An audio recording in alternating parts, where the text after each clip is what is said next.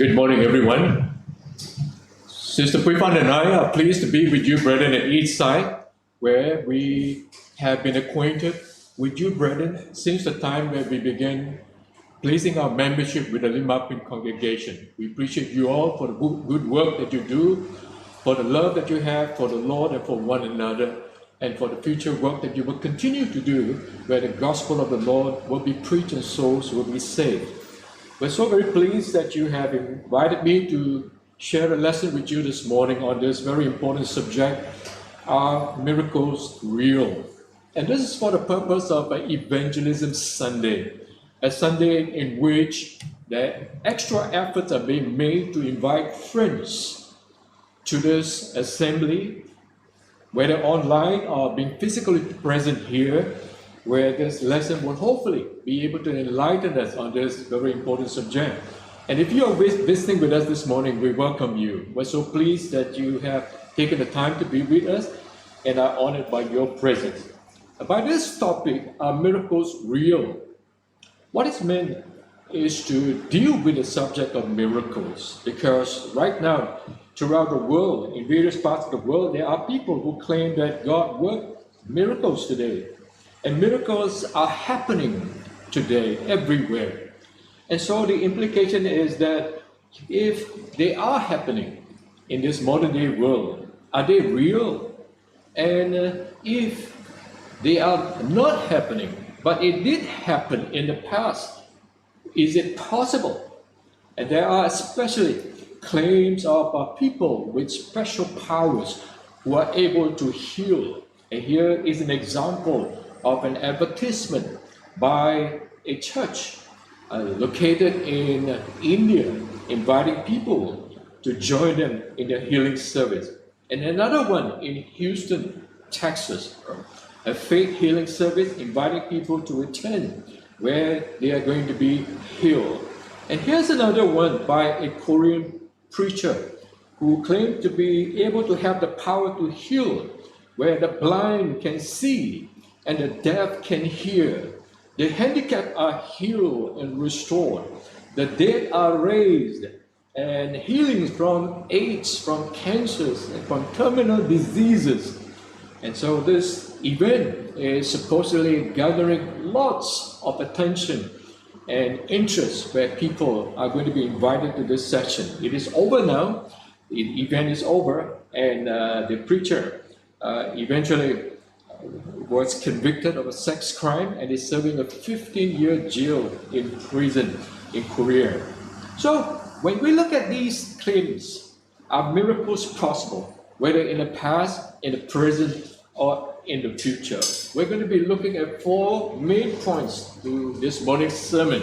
First of all, we're going to be looking at the perplexity of skeptics. Then we're going to be looking at the promise made to the apostles, the purpose of miracles, the perfect of the New Testament. There seems to be some kind of a technical problem where those in the room behind me are unable to hear. Okay, I'll let the elder deal with it. All right.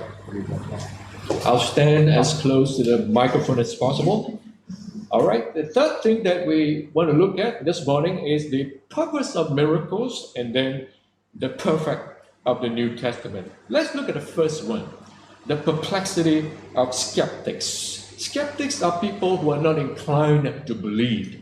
They are skeptical about things. So as far as the idea of miracles are concerned, they are skeptical about it.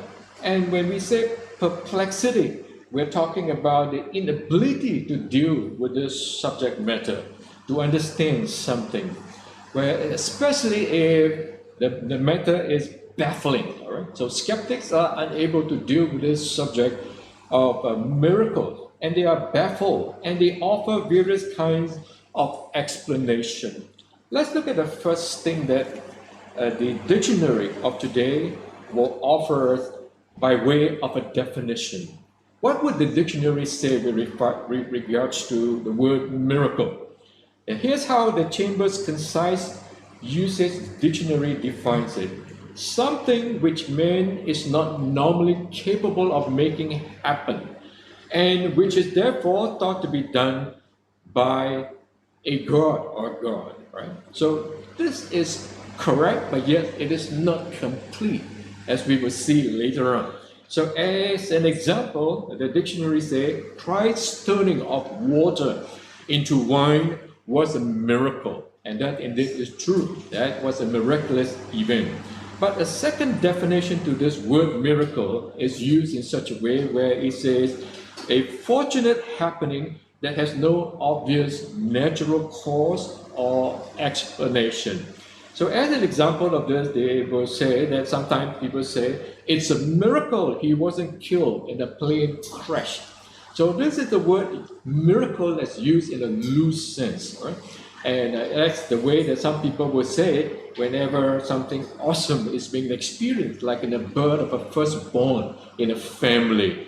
The father or the mother looked at the child and he or she says it's a miracle. So the word miracle is used in that sense, in the loose sense, or something that is precious to you, that you have misplaced and it is lost after a week of searching, and then finally it just appeared all of a sudden somewhere in a nook or a corner that you did not look at. And when you found it, you're reconnected with a precious item and you blurt out and you say, it's a miracle. That's not really the meaning of the word miracle as used in the Bible, but used in a very loose sense. So let's look at some of the definitions of the word by unbelievers, all right? Here's one philosopher who is still alive, and in his book, he says, miracles are a remarkable and beneficial coincidences that is interpreted in a religious fashion.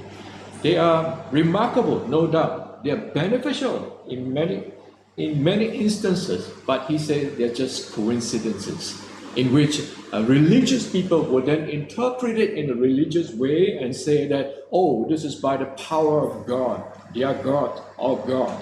And so that's one way of looking at it by unbelievers. And then another agnostic says, ignorance is the soil in which belief in miracle grows. In other words, if you believe in miracle, it's due to your ignorance. We live in the age of science and technology. We don't believe in miracle. So here is a man who is an agnostic and how he looked at the word miracle. But I'd like to draw your attention to a man by the name of David Hume, who lived in the 18th century and is considered by many to be the greatest, most important, and most influential philosopher who has ever written in the English language. And this man comes from a period of time from Scotland, which is referred to by historians as the Scottish Enlightenment, and often very admired for the outstanding British philosophical views that he offers in his publication and writings. So this man had written something about